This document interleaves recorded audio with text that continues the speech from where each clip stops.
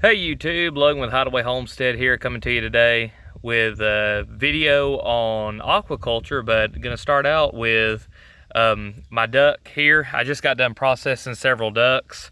Got a bunch of drumsticks and breast and tenderloins and hearts, and just wanted to show that to y'all. But today's not gonna be a duck video, just thought that would be interesting to show. I got probably maybe 15 pounds worth of duck right here. And let's get into the aquaculture. All right, y'all, so today I'm going to be talking about a question that Nathaniel on the channel posed to me about this little redneck system that I've got set up for aquaculture. And his question was, he's in Pennsylvania, wanted to know how he could keep it from freezing. So we're going to be talking about that today. There's going to be 3 different ways I'm going to go over to deal with freezing temperatures. Here in Alabama, it does not get that cold, and so I don't worry about it a lot. I've got some of these that stay above ground all winter long. They'll freeze, but there'll be, you know, at least a portion of it in the middle that won't freeze, that the fish can live in and make it through the winter. But let's get into that, and I'll show y'all the system here a little bit. First of all, here's some of the fish that I've been catching, you know, and putting them in here and saving them for later to clean when I want to have them fresh. And if you haven't seen the video before, I've got plants and stuff up here, and then I've got a holding tank down here that's got some goldfish in it.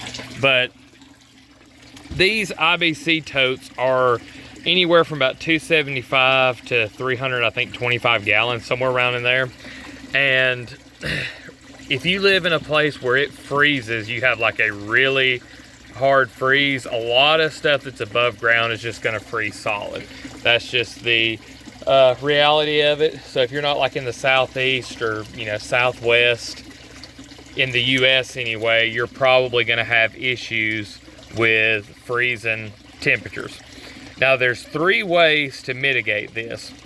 Way number 1 is to have these systems in the ground. Now I would not put these IBC totes in the ground just because you have to fill them up with water to make sure they don't collapse in on themselves. Maybe just putting them in a couple of feet might be okay, but that for me is not the answer. The answer would be to do like a lined pond and have that as your sump, and then perhaps have some IBC totes that you use to filter water through and grow some stuff in during the summer months, and then you drain them. So what you can do is you can either, so like, let's just give an example here. Say I'm growing bait fish and just water hyacinth for my ducks.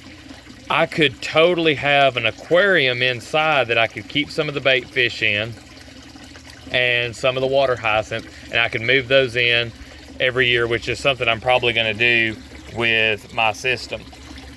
And then I bring them, I drain everything for winter, and then I bring them back in the spring when there's no chance of frost, and put them out. That's, you know, one way to do it. Another way to do it would be to, of course, bury the stuff in the ground. About 2 foot will do it, but if you're in a northern climate, you probably want to do at least 3.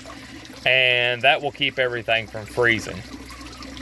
The other option is to do something like insulate this box, you know, build something around it, put some drop-in insulation or some foam or something, and you build like a box around it and put a heater in it. So that would require electricity. There's other ways you could passively do that, like perhaps using some kind of solar, but not in a way that you would think, like maybe just a solar pump. Like I've got a little solar pump here, needs to be cleaned real bad, as you can see, and it would work better. But it's got just a little fountain pump here that is, when it gets sun, it comes on. I don't know if we've got enough there. I'm gonna reposition the panel to hopefully get a little bit, and maybe it'll come on for you.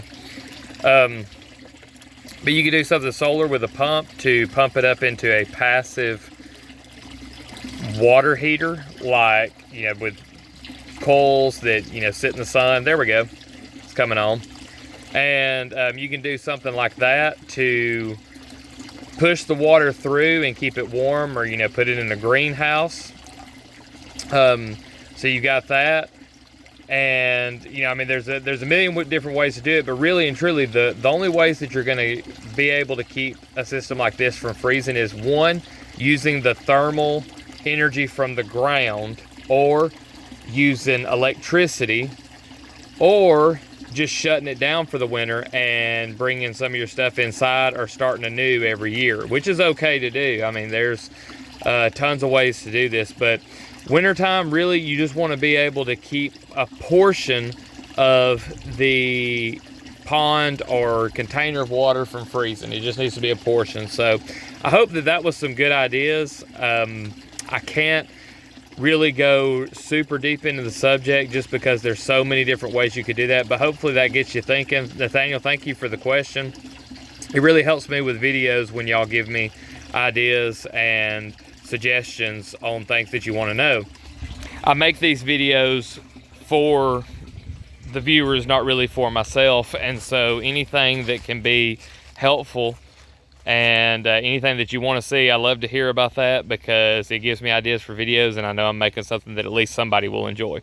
But anyway, if there's any interest in this, I may do a live stream one night this week, or maybe next week, and talk a little bit more in depth on it. We can do some Q&As. I've built a lot of garden ponds. I've done little systems like this. I mean, I literally just slapped this one together.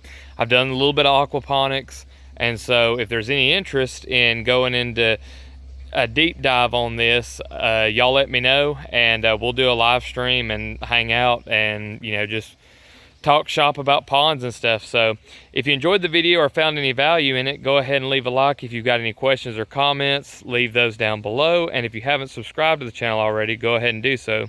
I appreciate all y'all watching, and we'll see you in the next one.